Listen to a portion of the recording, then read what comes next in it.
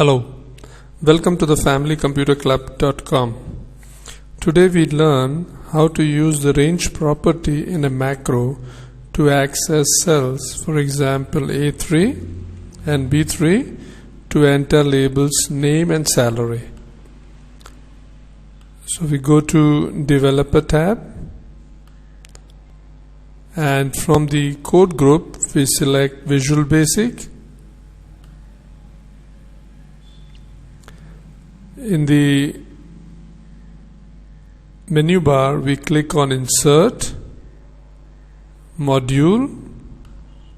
So here is our workspace, and on the left we have the various properties, and the module that we have inserted has been assigned module 1. So we write here sub, that is the way you start. Then you write the name of the macro, range property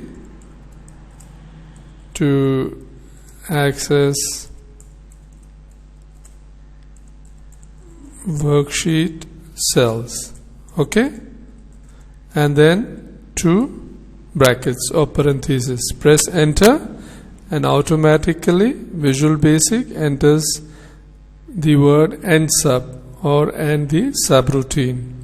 So we'll write here range, that is the syntax for accessing the range property, in brackets, and in quotes we will write the cell. So A3, that's where we want to put the label name, is equal to name.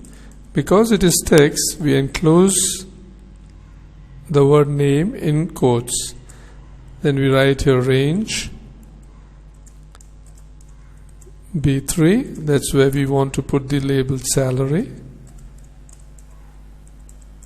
okay. And now when we click on this button here, run sub or user form, this data will be transferred to the Excel worksheet. So we click here and then we minimize this, and there it is.